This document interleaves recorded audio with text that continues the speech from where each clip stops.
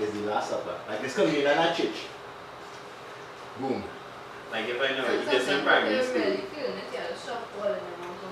What? That's what we're talking about. That is what we're talking about. Is it Chinese sausage you're talking, yeah? Yes. Proper Okay. essential game. You know what sauce we was? Yes. Yes. Win. You know what, again, I'm so excited because I recently get them snacks and I understand. No, I understand. Two little Starbucks open up on the side of the freezer. Two little Starbucks open up and man they feel they reach somewhere.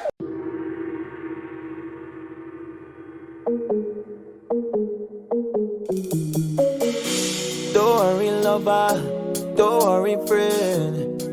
Welcome, ladies and gentlemen, to another episode of the South Central Podcast. I am your host, Ron Austin, and on today's episode, we are joined by the multi-talented stand-up comedian and dancer, Mr. Jerome Richardson. Well, Jerome, thank you once again for coming through. I really appreciate you following through on the episode, my G. And I must add that from what I see live on my comedy performance, bro, it was amazing. Your content, your sense of humor, you connect with your audience, dog. Appreciate Absolutely that. spectacular. I appreciate that. Alright, so my first question to really kick off the interview, as I was doing my research, I come across your interview with OMG magazine, and I have to ask, what made you study law in the University of West Indies? Okay, you're doing your research, but I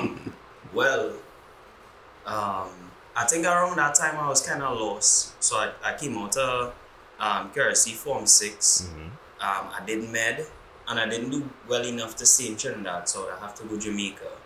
And I didn't want to go Jamaica for a bunch of reasons. And I was there after taking a year off. So I wasted a year, well not wasted, but I wasn't studying anything for a year. And I was like, wait, it's getting old. I need to at least get my first degree. And I watched an episode of Suits, boy. And I find like it was real cool what the law is. Like, that show kind of glamorized law to me, and I thought like all you had to do was like look good and go to meetings and say your honor. So I was like, alright, well I could try that. And literally that's how I ended up signing up for law. And how was the experience? It's not like that, boy. It's not like that at all. Nah. There's a lot of documents you had to go through. A lot of reading. You barely get to say your honor. you don't really get to do anything fancy until you're making a lot of money, and that's like 20 years down the road, and then at that age you don't want to be fancy. Sure. You need to just relax and chill. Yeah, you want to be an old man. So Alright, where I can understand, because in suits and all to you to see how competitive the field is. yeah. Right, so you see all of these different people competing in that one tight knit environment, and you yourself mentioned that you have a very competitive personality. Yeah. How did you take that competitive, what kind of role that competitive personality play in your career? As in, which career are we talking about? Law? Not law, in terms of more content creation, your dance, your stand-up comedy. How it is having a competitive personality really push you in terms of dealing with any environment that you're in, whether it be law, whether it be stand-up comedy, whether it be dance. Okay, well, I would say each field I have a different motivator for. So, in law, the motivation for me to finish and become a lawyer and work and those kind of things is money. Right. Like, I have no other motivation. I don't really... I mean, I like to do good, but I think I could do more good for society if I have money to, you know, make huge changes. Right. So I don't really have any personal motivation for law. In comedy, it wasn't really a motivation. It was more like an outlet because around that time I was going through a lot of stress, and it was really fun to go up on stage and express myself and say, I could curse in the show? Yeah, that's fine. And say mother cunt. Right. Them kind of things without getting in trouble. Like, you could go on stage, you could go in an open mic and say mother cunt and walk off stage, and that's it. Okay. And you're allowed to do that. Right. You're not gonna get in trouble. So it's like a safe space to vent now, boy. Right. So yeah, it wasn't really like I didn't really have any huge motivation. I started getting competitive when people started grouping me with other comedians. Right. So when people started saying, yeah, I liked your performance, and Kevin Soyer and Kwame and Gervail, when they started including me, and I was like, wait now, people think I'm good. Right. And that's when I started being a little competitive, but not with my colleagues, with myself. So I'd always try to make the audience remember me in some way, or laugh harder, or have somebody say, "Oh God," in the crowd. There's something like I'd compete with myself. Right. And well, sometimes I would like to try to be the best for that night. It only happened a couple times, but that is be real nice to hear. Hey, I enjoyed your set the most tonight. You know, I used to compete for that kind of gratification. The admiration of the audience. Yeah. Okay. Pimpin' Frost Kitchen reopening this month. Best wings in Trinidad. Pimpin' say so. Pimpin'. Focus on yourself, on improving yourself, of being a good person yourself. Focus on you liking yourself. Do you like who you are? Now, if you look through your content, you would see that you have almost everything from skits to your stand-up comedy to dance to soul dancing, group dance sessions. You have flip tricking going on. So, what's your favorite type of content to create? My favorite type, I don't think I created it yet, but I really did enjoy doing skits because it's the closest to what I ultimately want to be, which is an actor. And when I'm making skits, like, I could make acting just perfectly because I write in for myself. I know how I want to look. I know how I want to direct. Right. So it's like, it kind of like me dipping my toe in acting for a little bit. But I always want to experiment with different types of content creation. So I don't know how I would love the future ones, but I want to start doing more dramatic works. Right. I want to do some conceptual stuff because honestly, like in my spare time, I just read a lot of philosophy. Right. And I just read a lot about space. And I have my own theories and stuff like that. So I don't know how I'd enjoy that kind of content creation, or if I don't know if somebody will say, "Hey, what shippiness you doing? Go back to making comedy." So Right. you see. Also, I want to start gaming too. Like I want to start streaming, like Shae, and I'm not taking off my shine in the back there. So Shae does, he's do streaming on TikTok and stuff. Right. Playing console games and things I've like been that. on a couple of the streams with them and Yeah. it's really fun. The experience has been nice. Like if I get to do that for money, I feel like that would be amazing. Right. So with that being said, what was the vision behind 10 out of 10 productions? Because we've seen that 10 out of 10 your YouTube channel already line up exactly with that, facilitating you being able to produce whatever type of content you want and to express yourself creatively via that outlet. Was that the vision with 10 out of 10? I would like to think I'm a genius like that, so I have like a vision and a plan and thing, but that doesn't usually be the case. Things just kind of fall in place, and then people just be like, "Oh, this is what you meant," and I just be like, "Yeah." It looked nice in this It's story. looked nice, but I had a real identity crisis with what I wanted to call myself or be called to the public. Right. And I don't like my name. Like, I don't find it's a glamorous name. Like Jerome Richardson, it sounds like somebody who's working tattoo. Like entrance level, Jerome, go and get my coffee. Like, it does sound like, It's a little bit dark. you know what I mean? Yeah, that's Jerome where you're coming Richardson. from. Go get Like, my coffee. Yeah, that's not like Ola Tunji. Anybody live Jerome Richard, boy? Yeah, A man always late, boy. He always Boy. late. Gosh. that's what Jerome was made to do. That's the name. But you can't say Ola Tunji. Like that, Yeah, already, right. immediately you know that person are working. Right. A regular job. Right. You know there's a star, like here in that name now, by Marshall Montano. True. Like it just, you know? So I didn't want to be Jerome Richardson. Even from since, dancing, I use a different name to dance. B-Boy 10 and then Yeah. B-Boy Infinity. 10 Infinity. Young 10 and then Yeah. 10 Infinity. And I always had that relationship with 10. I changed my Instagram handle a couple times, and then my cousin Alyssa Phillip blew up with one of those parody Trini songs, Right. and her name was Alyssa Productions, and I was like, probably take that. But then 10 out of 10 Productions with that S was taken, Right. so I had to take the Z. Instead. Yeah. So I just tried on Instagram, people started liking it, and then I changed all my other handles. And now it's still weird because I'm still Jerome, but under 10 out of 10 productions, I could create stuff or do stuff out it and not directly pay it under me. Sure, that might even open up a whole other avenue for you to be able to create where not directly linked to your name. Yeah. So you could even open up like collaborations and everything under 10 out of 10. So Yeah. might just be a good. So it work out. Exactly. Alright, so now we're going to focus especially on like your stand-up career before we go into your dance, because dance is a whole long list. But my first question with regards to stand-up comedy is what really pursued you to go into stand-up comedy, especially seeing as your career in dance was so strong? Right. So, that's a whole story. We have time.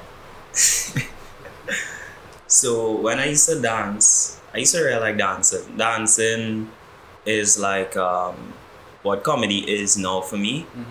Like, yeah, it was a career path, but also it was a way for me to just express myself and enjoy myself, get some exercise. But really, I just like it. And I have a personality where if I like something, I would just do it until like it get me sick. Right. You know? Like, that's why I can't eat biscuit now. Because when I was like 8, my uncle gave me $100. And I bought $100 in biscuit because I loved it. And I ate all in one sitting. And now I can't smell biscuit. You eat $100 at biscuit $100 in one sitting. And did not get sick? I eat all and now I can't smell biscuit. I can't eat biscuit anymore. So that's how I am. So imagine that kind of mentality, but with something healthy like eating carrots. Like, I would have the best eyesight ever. True. Like, if I like to eat carrots, you know? And that was me with things like dance. I got obsession. Yeah, I was real obsessed with it. But then it reached a point where, well, it's had a couple of problems with it. Because I used to do break dancing. So it's a lot of, it's real risky. I can injure myself, and I used to get a lot of injuries. But then I started feeling the need for respect because I started getting older. And they treat dancers like real trash, man. Facts. Real trash. If you're dancing in Trinidad, Celine could agree with me, and Celine? Yes. I can hear her in the back. Yeah, I can hear Celine in the background Right. playing a hand. Yeah,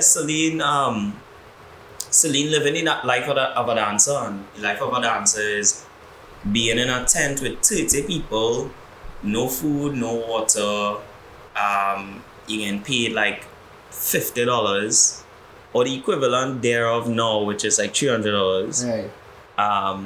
And you're not getting no tanks, you're not getting and you just really enhance the performance space, you know?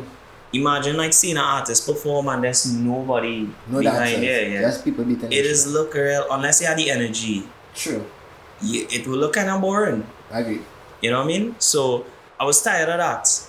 I was tired of a lot of rules, especially in a place like where art is. It's had a lot of restrictions. You can't talk to E. I know you dancing in this studio. Real politics. And I was just like, what's this? It's not what I thought it would have been. Agreed. What is this? And it just so happened I didn't jump from dance to comedy because of that. It just so happened that I now started law, and then I realized I had a problem with public speaking. And not just in front of a crowd, even in a class with more than 30 people. If the teacher called on me, hey Jerome, what is this and this? And I would just look stupid because I can't get the words out. Like that fear of talking just used to grip me. More apparently Google said this, not me. More people are afraid of public speaking than dying.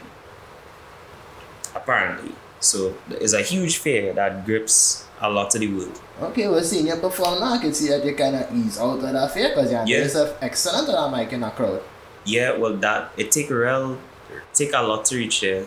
But I had two options to get over that fear, which was take a public speaking course in UE or try stand-up. Well, yeah, speaking on open mic. Right. And I figure stand-up was the safest thing, the safest, most least judgmental thing you Right. can do. but not in Trinidad. People judge you real hard if you go up on bus. But at the point in time, that's what I thought it was. Right. You could go up and you could say what you want, and people either accept it or not, but they don't take it personal. Right. So I thought that would be a safe space to get over my public fear. But it didn't happen in one sitting. It took a lot of stand-up shows to get over that. I would say about 20 to 25.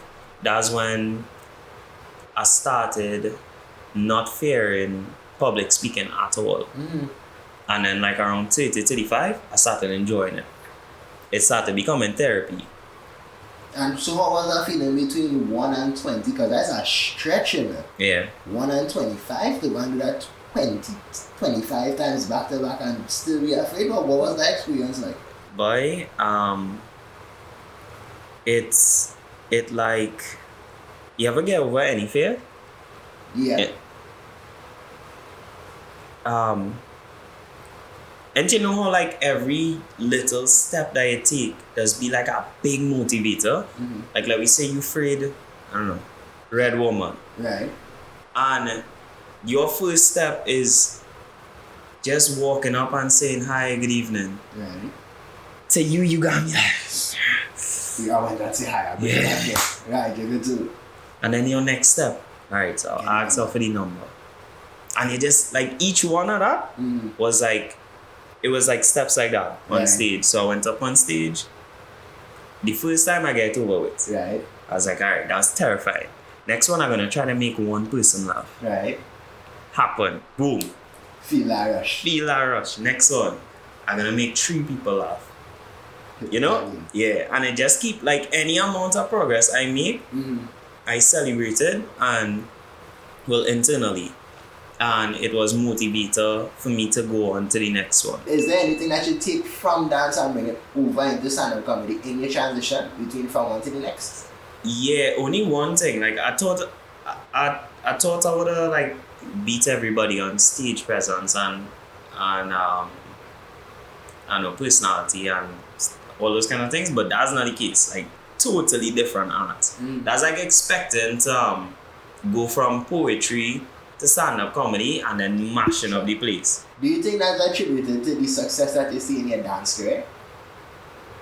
Was Expecting to come through and bam. Yeah, because I was always told, it's not because I'm a dancer, let me tell you, that's because my parents were too nice to me. Really? Too nice. And a lot of other people were too nice to me as well. Because I was always told as I was growing up that he's a prodigy, he's a genius. Because I always like anything, 2 + 2, 4. Like anything. Right. Ask my next 3 + 3. 6. Boom. Like that was me. And that wasn't even me, that was you telling me. That was me telling. Exactly, you dig? This man understand the heights. You understand the heights. But that was me from since I was born Right. all the way up to secondary school. Like everybody telling me that's special. So if you going through your life thinking that you're special, when you're not, nobody's special. Except Elon Musk. Probably. But nobody's special. Right. Right? It's really, listen, you can max out your potential at 13, you know?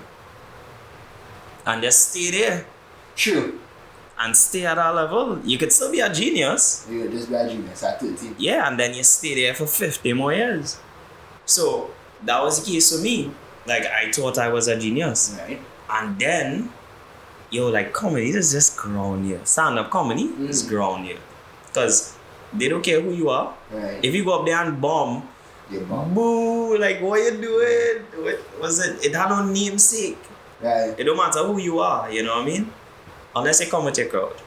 Then that's something else. And as you mentioned that, I remember my question. How was it dealing with that when you first you come to the stage and you probably didn't do as well as you expect? And the crowd, because as they say, Trinidad is a tough crowd. Yeah. How you deal with that, dealing with a tough crowd like that when you get into stand-up comedy? Because they think it's going to be this open, cool environment, and then it's kind of a little bit more hostile than you initially expected it to be. How you deal with that? Okay, well, I'm a pessimist, and also the first time I did stand-up, I wasn't expecting to do good. I was just I just wanted to say something on the mic because I couldn't talk to the public at all. I was like, yo, if you do this, you're good, no matter how you do. So what was hard though is mashing up your first crowd and then after that going and expecting to mash up the next crowd. It is just like what's this thing? Probability. Each result is independent of the other. So if you're playing roulette as a gambler, by the way, that recovering gambler, I don't do it anymore. I played my first two lotto this month. Only $10. It's 21. It's 21 million, yeah. But not that kind of gambler. Like roulette? Like casino, cards, blackjack, degenerate gambling stuff. I'm talking about losing $2,500 a night. Like not play. Lotto is fun. In one sitting? If I'm in St. Anne's. If I'm rock up somewhere on the castle, they can John Rockin. Good, this all over the place. I'm gonna bring on my thoughts. There's how I think. That's fine, I go in the same way too. There's how I think. But it's just like roulette, where each number is independent of the other. You'll find an old man who say, they bring dog boy. You know what I mean? House coming next. It had no house and no dog. Everything is random. They have no pattern. And it's just like that when you're doing comedy. Just because you mash up today, you're not gonna mash up next week. And you're not gonna mash up the week after that. You always have to have your guard up. And you always have to be prepared because you could bomb and you can mash up at any time. So what was tough for me was mashing up for the first time. And I was in flow. You know what that is? I was in flow. Getting on real bad. Everything I say. Coming out of that finesse. Boom. Take. Walk off stage and you'll say it's good. I say I know. Take. All that kind of stuff. And then you walk in with that confidence. In the next show. And the crowd immediately don't like you. Because who he feel is. You know? They ground you one time. Yeah, they come down from there. You bomb. And then you're in your head like, nah, it's the audience fault. This stupid. Like, that has been real tough. So it took me a while to realize that each performance is separate. And your progress connected. But the performances itself not, you know? So it was hard to recover from that. Yo, it's your boy DJ Otti and I'm bigging up Craft Kitchen. It's reopening this month. But it's done reopening already, so you need to check it out, right? Craft Wings. Best wings in Tians. Taste the vibes. Focus on yourself, on improving yourself, of being a good person yourself. Focus on you liking yourself. Do you like who you are? And we are back with another episode of the South Central Podcast. I'm joined with Jerome Richardson. Now, Jerome, back to what we were talking about. And I need to ask you, what is your writing process like for when you're writing stand-up comedy? Okay, so I had a couple different writing styles or, I don't know, techniques. Because I didn't know which one was work for me. So I need to experiment with everything. My friend, I hope he's still my friend, Junior Lee, taught me how to write jokes because I used to write jokes in a real weird way, where I would sit down and be like, it would be funny, or funny, but Ian Allen, alright, it was funny. Riley, yeah, Ian Allen was, and I would write jokes like literally like a child. Right. And then Junior Lee saw that. He crumpled up my paper and he's like, don't do that. Here what to do. Write the premise in the center. Use your mind's eye. So you write it in the center here. Right. And then you write different ideas branching off like that. And that's how he does write jokes. And I tried that for a little bit and then it still wasn't working for me. Because I can't... I think something wrong with me. When something wrong with all of us? Yeah, something wrong with all of us. But I cannot do something if I don't feel anything. So if I sit down to write a joke and I'm not feeling to do it, it will always turn out to be trash. Right. But if I feeling to do something, I can write about 30 jokes in a day. and most of them will be gold. Because you had that passion behind it. Yeah. Okay. So what I just do is as when I get feelings like that, positive feelings to do something, I just write down certain ideas and concepts. Also, I just get ideas and concepts. Talking to friends. Right. So I might be in a line and we might find something funny. I might write it down. Right. And then revisit it later. So one joke that I write might have a process of like 5 months. From the start of writing it down or conceptualizing it and then working on it constantly during the time. And then you had to test it on stage. So when you test it on stage, you could see, you could get criticism, and then you rewrite it. And you keep doing that joke until the joke is polished. And when the joke is polished, you know every time you do it, you'll get a laugh. So that's really the writing process to get like a solid joke. So you tell me you could spend COVID. Thank you. Not really. But you could spend up to about a year or so crafting a joke, or even more than that. Yeah. Just and people will understand that you spend that like a year crafting a joke, and then there's a 2-minute joke on stage. And that exact same joke that you write for a year could still turn out to bomb. Yeah. And you have to turn around and write a next one. And next one. On top of that, right there. Yeah. I mean it's samsara, you know. Like comedy is samsara, is the process of life, suffering, death, rebirth. The same thing. Like why we do anything, you know what I mean? Because you're putting a lot of effort for essentially nothing, you know, with everything.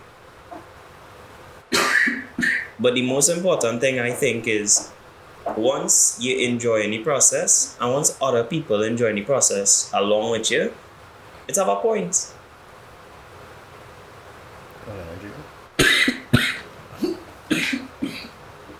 That's with any project that you actually do is anything that you have to do, you have to always be constantly reinventing yourself to keep up.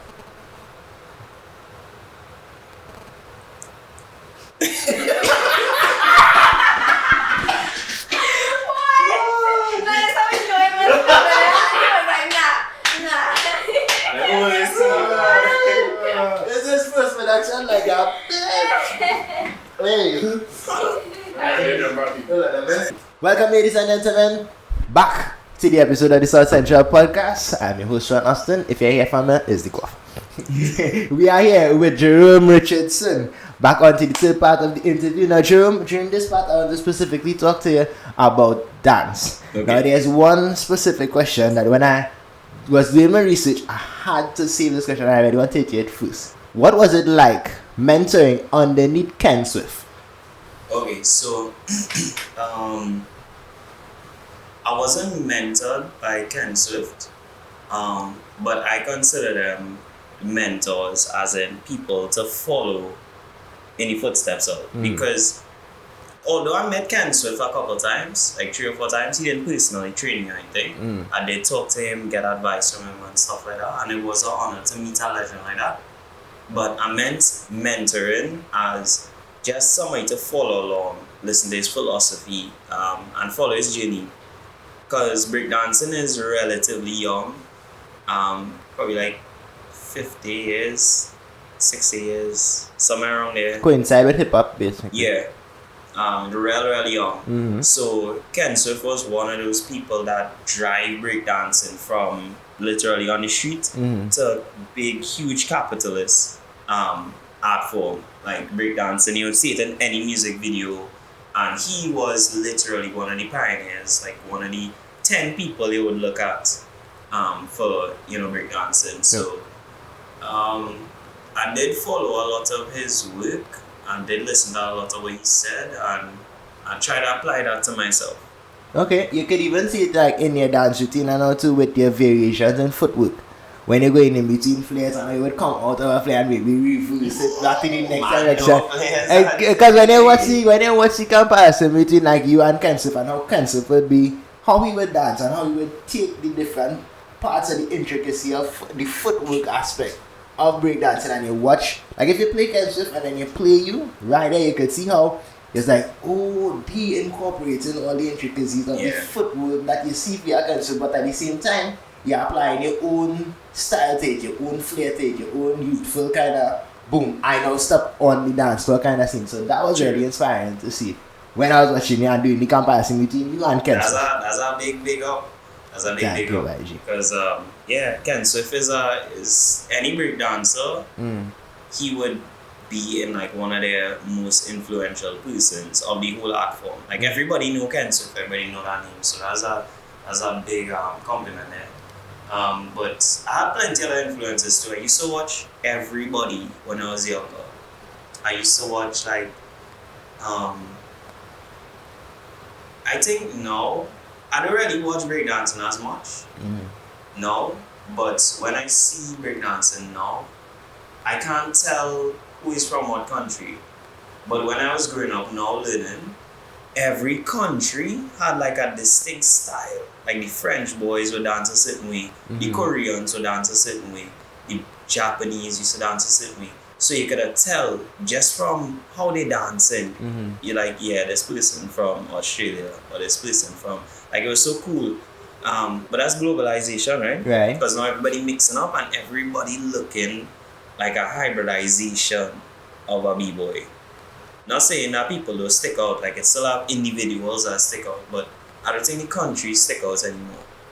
Like back in the day as opposed to... Yeah, okay, for sure. But I guess that's even with the intent and all two coming together and everybody or the whole community joining, and even that and all two does make the community bigger. Yeah. Because now definitely. we have exactly. I'm not one of them old people, you know, who they say, oh yeah, back then it was real good. Like no, like things get better. Like breakdancing is so huge now. People building mansions of you know Jabberwockies? Yeah, of course, you know Jabberwockies. Multi-millionaires, and they're so brilliant because they have this mass gimmick. So that means Jabberwockies could never die. They just keep buying breakdancers. They have a Jabberwocky store. You walk in Vegas and have a Jabberwocky store. You can imagine hoodlums breakdancers back then. Everybody could picture that they wanted but when you first see Jabberwockies on it was America's Best. What was the shit that they now appear? Was it dance school? Or I what was that? You know that song? I don't know, the smaller was America's Best Dance Crew. But when you now see Jabberwockies, it was almost everybody. Anybody who find that, even if you used to dance on the side, that's so fun, right? The idea of being in like a Jabberwockies. Yeah. Like, come on. Yeah. Man. But even they didn't know how big they would get. Because all of them own mansions are multi-millionaires. Each one of the founding members. And the members under them, they are millionaires. And the ones under them. It's like a brand? It is a brand. No. And they just build a franchise. That's crazy to me. Now speaking of mentors, how was it like when you realized that your dad and all used to break dance? What was that process like? It was, I get mad at him. Because I started breakdancing when I was 16. Right. And I come home and I was like, Daddy, look what I could do. And he was like, yeah, I can do that too. I was like, what? 16 years? Like, why you didn't tell me about this? I needed you to find it on your own. Which is real weird. Like, how you gonna ever run into breakdancing in Trinidad, you know? When he used to do that, so he could have teach me. But when I started doing it, now started, which was 12 years ago. Wow. Yeah. He used to come and break dance with me and my friends and thing. Really? Yeah. He was a fit man. And what was that process like? Because your dad coming and break dance. That was real cool. Like everybody used to say, oh, your father could do a backflip. My father went for milk and never come. But let me not get into that. I didn't want to show off. But you know, he could do a backflip. Like, right. You know, he's real cool. And he could get milk. And he come back. He come back here. He come back home. But I must add, my dad didn't die, but he just not healthy anymore. And I must say, everybody who young right now, trust me, start adjusting your eating habits. Like I struggling with it as at 28, my father suffering with it at in the 60s. We just eat real bad in Trinidad, so I need to adjust. That's all. Alright? And you have a point too, because when you put into the system is where you just get back out, and if you put in shit, you get back out shit. For sure. Agree. Now, who, as you say, and we're talking about mentors, and you mentioned your dad was one of the people that kind of inspire you. Do you have any other local people who inspire you in the world of dance? Yeah. I have so much teachers and masters. Like when I started dancing with this guy named Elihu Stephen, B-Boy Elihu. I used to even live with him for a little while. Like that's how serious my training was. So I used to learn from him. I learned from a guy named Roston, Ram Ratan Singh. He was real good as well. Frankie, as B-Boy Silence, B-Boy Freeze, like everybody in the, and my favorite B-Boy, Twister. He's my favorite dancer in the Caribbean in terms of break dancing. Like he have so much energy and originality and stuff like that. But everybody in the dance industry helped me in some way. Also, I had to mention Hamid Rahman, as the owner of XDA.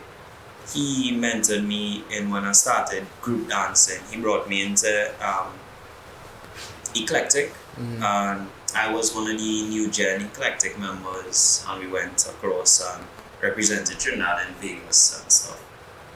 So, alright, as you mentioned that, no, we had to go into that part of the aspect of the interview. What was it like performing in 3 different categories internationally? Because if I remember correctly, you perform solo, you perform in the mega, and you perform in the adult crew with Eclectic, right? Yeah. Right. So, what was that? Because that's an international stage. Because for the listeners who need to now tuning in, Jerome, you perform international, you place high international, you win almost outright Trinidad at a point in time. Yeah. Exactly, and you perform on the internet. It may not be the Red Bull BBC One stage, which I know is one of your dreams, but you win outright and represent the country in breakdancing, in the sport of breakdancing. You even appear on TV6. True. So what was that? What was going through that international period, that dancing with a group and representing the country? What was that like? It was really exhausting because, well, the amount of dedication and time it is take to do a regular performance. Let me just say, you get hired to perform in Marshall Monday. Not saying that as a regular performance, but it's not competition. That's a different set of preparation. Right. So, I would say, if the show is in 2 weeks, you'll be practicing every day for about 2 hours, right, Celine? Yeah. So every day for about 2 hours. That's for a performance. Nobody judging you, nobody writing on a little book, leg was bent. Nobody doing that. But that's the kind of perfection it would take to do a show like that. So imagine a competition where everything is being scrutinized. Every dance is being scrutinized. To have a panel of 30 judges, and each one of them watching each dancer meticulously. They are all trained in dance, they're all accomplished in dance, and they're all trained in judging. So, let's say we have that competition to practice for within 4 months. That's training every day for 5 to 6 hours. Every day. Jeez, I want that gym. And that's real generous. And that was just one group. So I was in Eclectic, I was in Mega Crew, and then I had my solo stuff. Right. So I was probably dancing 8 hours every day for about 6 months straight, every day. Like no rest and thing. And I still had to do my personal training, which I didn't really do. But I was so fit. From that, like I had abs and thing though. You working not 8 hours a day every day? Every day. If you don't have something wrong. Yeah, that's something off. So I was just fit. I didn't get time to practice for the breakdance. I was just practicing for those 2 things. And on the day I just decided I wanted to enter as in the solo. Right. And that was the category I did the best in. Weirdly enough. Because that category was where I decided I was going to have fun. Right. Because there was so much stress in the Mega Crew. and in the adult section with eclectic. Like bro, like we were practicing in the lobby of the hotel, and me and my friend Dominic Davis, I don't know if you know him. A fair skinned fellas do this. And he's doing that, Yeah, got better. yeah, he's doing much better than that.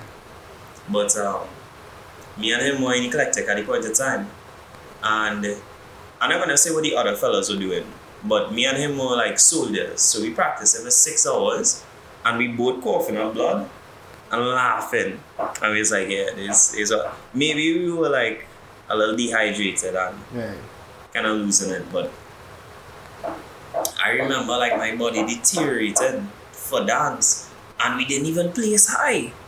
Like out of, I would say 83 countries, we placed like 32nd. That's how much excellence dance in the state. Is real training. It's real training. Like now I just coast in. Because I don't think I wanna work hard so again. That's a lot.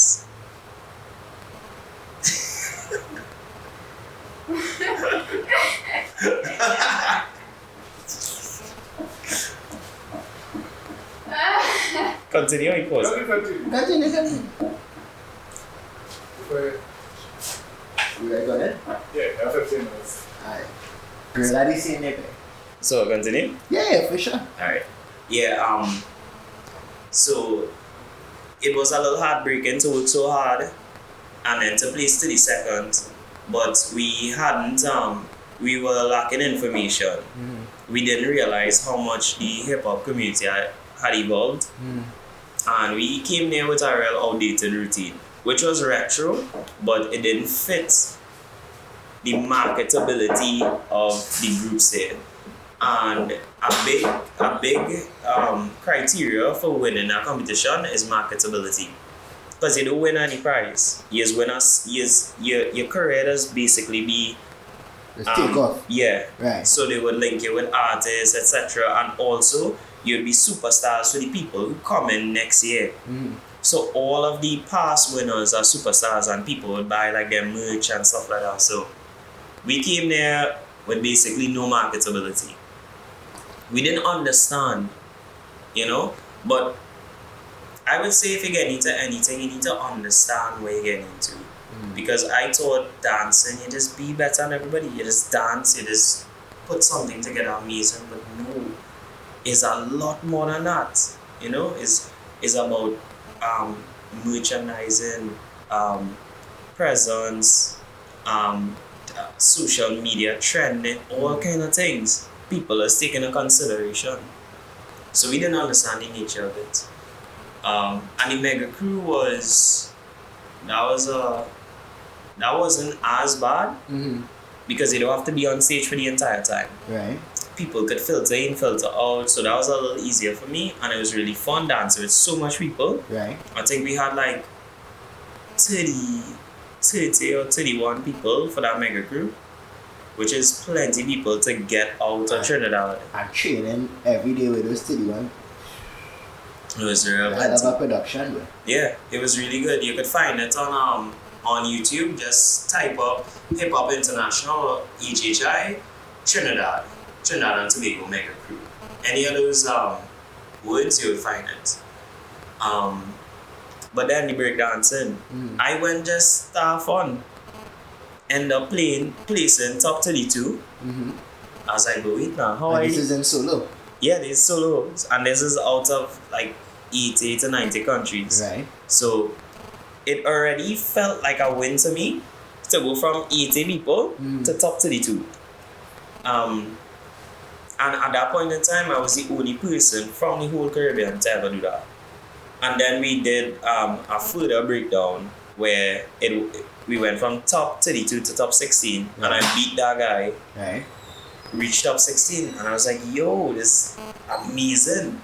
Then I got paired up with a guy from Russia, Frog, who is the guy who won 2 years ago, actually. Yeah. But he's really good, and the battle was close, but then he won. So that was a high for me, because that was a never been seen thing, and there have been breakdancers going and nobody's ever make it, you know. Okay, but and as you mentioned, the amount of sacrifice it does take to even reach that kind of position. And you touched on it earlier, and I wanted to actually touch on it a little bit for the people who listening, who thinking about getting into that. Could you talk about even some of the injuries and things and recovering from that? Because that's a big part of it too. Protecting yourself, you know, because with it being flares, is acrobatics. You can sprain, you can break, you can fall, you can, you know. Could you even talk about some of that amount in the world, and as people will not be experiencing the people having to protect yourself and make sure that even during those 8 hours of training every day that you're not running into any injury or anything like that, or trying to avoid injury as much as possible? I feel like I'm gonna guide people with those that really good advice. But the reality is that young people will listen to nobody. I was a young people. Right. I never used to listen to nobody. Nobody. Like I know I do it. Right. You know what I mean? So it is wise to not try dangerous stuff and do injure yourself. But honestly, that's part of what being young is. Like, you will never push your boundaries if you don't try what this person telling you not to try. Because if you learn it, you're a genius. Right. You know? If you fall and injure yourself, then alright. But you're young, and honestly, when you're young, you could really bounce back really fast. Like, the amount of injuries I get, and because of eating right, because I was really healthy at the point in time, eating right and thing, like, I'd break my hand and it'd fix in like a week. I'm joking.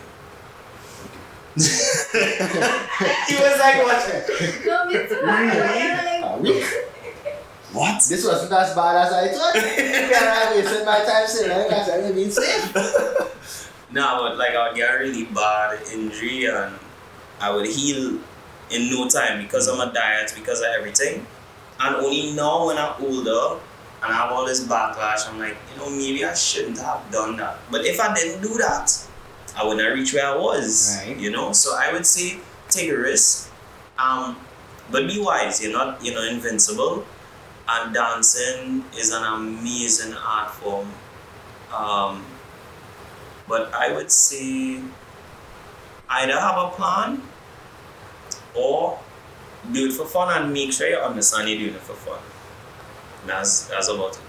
Alright, and for those who may not know and are listening, you, my Destra, were a part of the dance group for Destra during her Lucy era. Yes. I Lucy and you was there in front the crowd with Destra. Facts. God bless you soul. God bless. Watch that. How was that experience? And you danced for Destra and you was in front of Kesson. What was that type of experience? Wait, Agreezy? No. You sure? Sure. Okay. Dancing, that was my, first of all, I'm a normal person, right? Right. So I grew up in a village. And in this village, it don't have much. I never really meet celebrities. I would say the most popular person that I ever met. Why nobody, no? Yeah, I never meet anybody popular. But anyways, it was a real shell shock to go from not knowing anybody to being next to Destra. So it was like real amazing, and you have all these preconceived notions that everybody tell you that this celebrity, so this don't listen to anybody in Trinidad and Tobago, both of them, because people let's talk about things they don't understand. People let's talk about celebrities like they know them, and they really don't. So I thought Destra would be like this diva woman, but she was real nice. Really? Destra was always really sweet to me and everybody who works around her, and even people who just come up to talk to her. She's really nice to them. Really, really nice. She's the best artist I've ever worked with, and she's always sweet. She don't pass me straight now. I don't see how much, but guess what? I would really like to get both of them, but I would really like to get Kesson on this ship. That would be nice. I want to ask him, what was it like writing for him? And he say, what she got on them, boy. That's one of the best lines in any soca song. If I could get Kesson on that chair and ask him the exact same question, bruh, swear. No, I need to ask you, and I might edit this out post. Destra is sweet. As she is in real life. As Sweeter. Tomato dog what? Juicy. Pear. Pear. Dog. Sweeter. Ooh, chance. Yeah. Chill, idea. Go on, I want that Destra, I want to more flavor. Let me compose myself. Ooh, this one is a nice one, I feel. What happened in the Dance Against Crime B-Boy competition in Chaguanas in the indoor arena? What was that experience like? Well, that was my introduction to actually battling and seeing what breakdancing really was. This was an event. At the point in time, I had a lot of complaints. It used to be every Boxing Day. Then they changed it to the 27th, and then COVID happened, and you know that mashed up real things. But this initiative was a really nice initiative. It was run by a guy named Enrico, and in conjunction with Electric Breakers. And what they would do is have an entire day dedicated to dance. And it don't matter what dance you're doing. It could be Indian classical, African classical, hip hop. You see all of those things in one show. And it's, you know, winning a prize, you just come in to show the country. Right. And people would buy a ticket and come there. Right. It used to be packed every day, every Boxing Day. And at the end of the show, it used to have battles. So Right. you have like popping competitions and all of that. And you would Look at this. Anyway. say that the popping competitions or the freestyle. Right. This guy actually used to be a contester, and he actually won one. A guy named Kimron. You know him? Nah. Crazy Legs Entertainment. Yeah, for sure. That's Kimron. Crazy legs He used to dance, yeah. Don't make joke. He's still a dancer, yeah. That's when me and Kimron know each other. Really? I like crazy legs. It's not that doesn't kicks. So he used to be the popping, then it had the break dance section. And then that's where I like dipped my toe for the first time. I lost. Well, I win one battle, and then I lost the other battle. And I came back the next year and won. And then I won the year after that, and then the year after that too. So I went like 3 years. Trying to, you spoke on that loss at the beginning. You said that loss was the motivation for you to go and train real hard. And then come back and meet them back to back. What was that process? That is what I want to find out. What was that process? Going through you lose that first one and then like, nah. Yeah. Nah. That's exactly what it was. And then they come back and they beat them again. And then they beat them again. And then they beat them again. And they're like, alright, good. Triple whammy a little bit. I go. What was that process like? Well, the motivation wasn't to win. The motivation was, it had it, which I would consider the best breakdance battle in Trinidad. Right. It was between Freeze and Eliu, the guy who trained me, who was telling me about. And when they battled, everybody from the stands came down on the court, and it had people who was on the LU side and people who was on Free side, and it was like a whole line of people. So let's step up too. Yeah, right. I'll step up to take out. And they were just going round for round, and they were matching each other, and the battle was just so hype. And I was like, yo, I wanna feel this. I want this. Right. So I was training with that vision in mind. And then Freeze ended up winning, and then it had a fight. Like, no, Ed, you're supposed to win. Like, people used to take dancing. Like Carnival Tuesday evening and Saturday fight? Like, fights. Like, the fight lasts for about an hour. What? That not fight that brawl? A brawl, yeah. People, like, my mother had to grab me, come, let me go, and pull me to the car. Like, police and need to break up, not that, right? Yeah, it was real wild. But it was the best battle Trinidad ever in life. It's real cool. I can't imagine even being in the crowd to watch that. Okay, so I asked, as you mentioned, just to pick on because I was one, and this is what was doing research. Did you like Step Up 2? I loved Step Up 2. I loved Step Up 2. Wait, and not only Step Up 2, you got served. Love that too. Oh my god, you got served was the dance movie. I ain't gonna lie. There have been many times that I went out in the rain to dance on purpose. Just to get a scene, just to take away. But I ain't gonna lie, big man thing, I go admit it.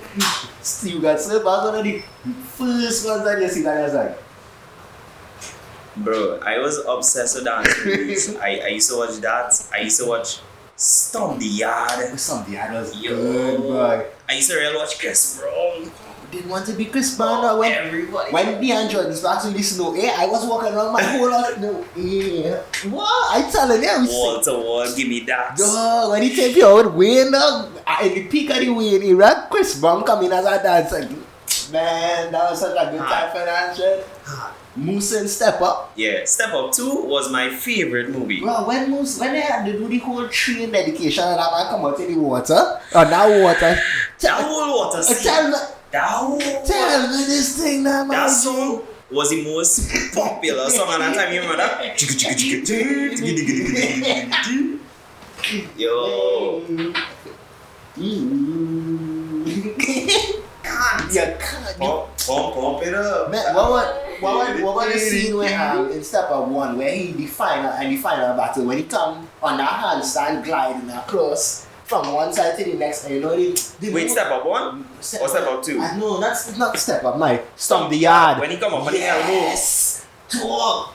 Bro, if there was any move that I got entry to, that was That's like the first move I did. Really? You get? Yeah, it real easy though. Like remember when last year was that? Wait, the regular human does healing more than a weekend. We had the same when I would have take about a month to recover. I eating KFC and Royal Castle and level shit. Tell me. Nah, at that point in time, wait, when last year watch it?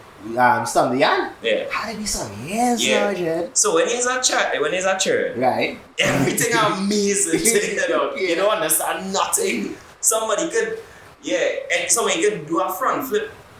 Ways, you say we spinning on the head there, like you don't know nothing. Right. So to me and you, that move was real hard. But I watched it over the other day, and I was like, this was getting on so much. No, but it was real bad. Look at the The theater. slow mo, the hype, because his brother, remember that he move his brother with. Exactly. So we watching them die and still it's follow like, this yo, story. exactly real. You see what hype does do? You see what hype does do? That is true, Yo. Maggie. That is true. Alright, welcome back to ladies and gentlemen to another episode of South Central Podcast. I'm here, Jerome Richardson. Now, Jerome, as we're rocking about do you or can you talk a little bit about the upcoming event you have, the workout party? What it is that we can look forward to seeing in that event? Okay, so the workout party is yeah. Take it off now. Nah. So, welcome to South. We're going to get. That's just some music, a random music truck. No, just okay. That's just Oh. yeah. Yeah. If you have a wedding or something, keep you up in the middle of the night, I don't think you ever live so properly. Yeah. But you know what I mean? That thing that's happening now, you know? I don't have wedding and thing, you know what Everybody just come on home. Come on everything. Alright, so I think this way, see my way now to this week going all over the place. Right, sure. Back to the workout party, John. What we can look forward to seeing in the event that coming up. Alright, so the workout party, my right hand over here, Celine, around you. Big up Celine. Big up Celine. She helped me plan all of them and execute all of them. It's an amazing event, but I don't know if I'm gonna have it this month. I might have it in June or July because both Celine and I have exams just now. So I didn't really want to take away from our studies and all of that. But the event is basically a fete where you come and you move your body. Right. Because my mom owns a gymnastics gym and I just promote gymnastics and movements for adults, people who never got to learn when they was younger, or just people who want to try something new. Right. You know, mostly people who working out already and don't know how to do a handstand and want to come and learn a backflip or something. So basically, I have this space. Just have a DJ, Rebel Rango, We have Big up Rebel. big up Rebel. You have this wide open space with all these mats and trampolines where you can hurt yourself. It's a physical games like the Wii, and also you have like virtual reality and just a vibe, you know. Right. So it's just something different to do than go in a party and go, hey. Or something, panic one and school. Yeah. And Bad man do yeah, dance. bad man do So if bad man do dance, bad man could come in the workout party, get no dancing there.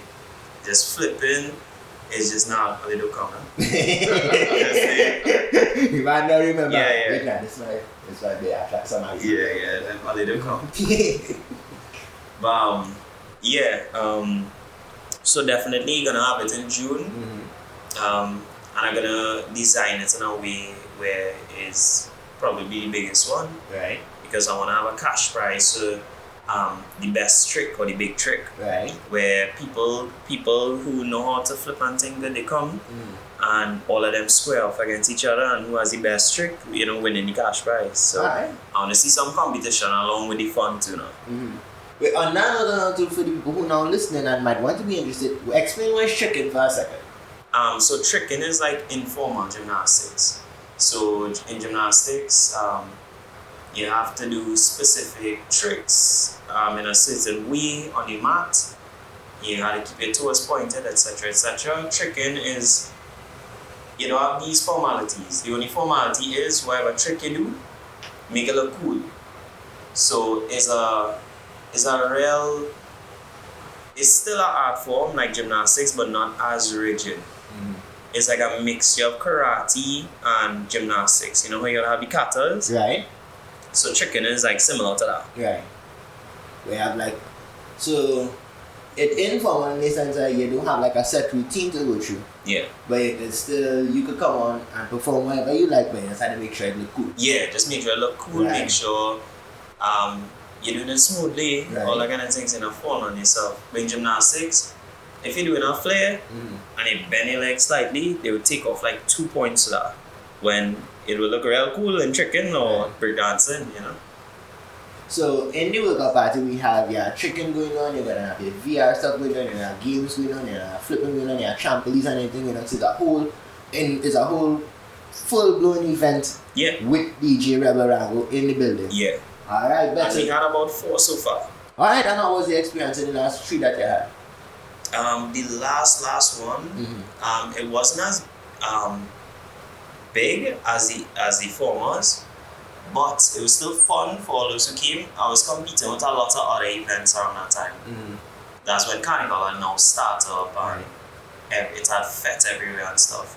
Should have probably waited till that died down to do that, but I didn't want to cancel. Right. You know?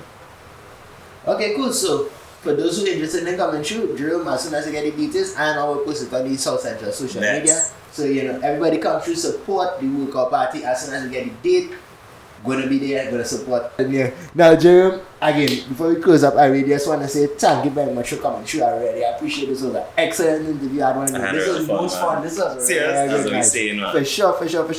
Is there anything that you want to hear out your fans, hear out anybody you want to give a shout out to? Anything you want to plug, your social media, feel free to do it in this time. All up to you. Shout out Celine in the corner. Shout out Celine. Well, the first thing I want to talk about or mention is chess, right? And everybody who watching the show who thinking about picking up chess after watching a TV show or something, like, do it. It will be the best decision you make ever. I'm trying to make the Caribbean be a chess playing region, but Alright. I want that. I want that in Where the inspiration come from for chess? Okay, so we have representation in physical sports. We dominate physical sports. But the mental sports, we have no presence. We have nobody who gaming professionally. We have nobody who playing chess professionally, checkers professionally. We have no grandmasters. So what I'm saying is, are they strong and fast? But up here, you remember competing with other states is like warfare without the guns. So we lose any warfare on the mental front, but I want to see somebody who playing Super Smash Brothers professionally, Street Fighter, Mortal Kombat from the Caribbean. Yeah. Chess, Ludo, wherever it is mentally, I want to see it. I see in physicality. I'm not seeing this. Right. You know? Not roulette professionally, I mean. Not roulette professionally. You'll see if you plug for Monopoly inside. It's a professional Monopoly players. Wait, true. You have to be very careful about when you mention M-O-N-O? Yeah. Oh, okay. Monopoly in a central district. Men and dollars argue for real like the basic Monopoly trend. When certain bankers doesn't want to tax him, you can knock a man's house down in Monopoly and have an enforced taxer. What? Central have a whole different rules. But they play with some wildness I tell you, Monopoly could break friendships, For sure. It can cause serious. Uno too. Yeah, see, Uno. But yeah, I have you with I stopped playing. I retired from Uno. Last family gathering. I retired. All of us can break up online real quick. Yeah. All for some money. Expect. And this has been another episode of this outside. I just want to see more people like we need all here. Don't let your parents tell you. I mean, listen to your parents still. Yeah. Alright, but push back a little.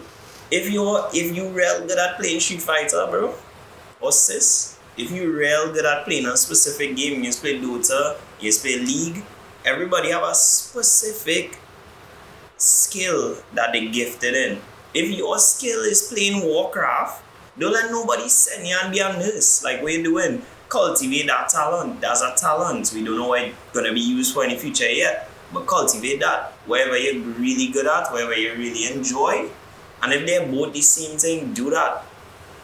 Do that. It have jobs fit. Like you're gonna make money once you reach the top of any field. So do what you gotta do. Other than that, I do consider myself as having fans, but I appreciate the people that noticing what I'm doing, because sometimes I feel invisible. So to you, thank you for noticing. Thanks for seeing me. I appreciate that. I appreciate being seen. And yeah, y'all keep watching. I don't have much content, but I will create more in time. I'm always going to be creating, that's for sure. And yeah, thanks for having me on South Central. Most definitely, Jerry, with your body. I work we have already out. And wait as we see him coming up from the future, definitely I would love to have you again anytime. I appreciate that, man. This was fun. Thank you very much for coming through. Big up the environmental cause. Oh yeah, I want thanks. No, I wanna. So I like so you see how she had like the cause light and stuff to advertise. I advertise in the environment, the whole environment, not just part of it. Definitely take care of the environment and Jerome. Thank you very much for coming on the podcast, Maggie. Really appreciate it. We'd love to have you again anytime. Of course. Feel free to stop by anytime. So what you're saying is I was better than the other. I'm not saying that. No, just now there when you said you had the most fun you ever had in your life. I had a lot of fun on this episode. But my episode with Shae was very good. My episode with Kevin was very good. But this one was the best. This one was real good too. This one was really good too. You know, it's the first time that we had such beautiful guests in the building. Big up Celine in the background, you feel me? Yes, man, the camera. I guess Celine follow me. Yeah, so I say big up Celine, you know what I mean? But yeah, Jim, this was really a fun episode. I feel like we flow proper, man. And thank you very much for coming through. So, ladies and gentlemen, this has been another episode of the South Central Podcast. Until the next one, peace.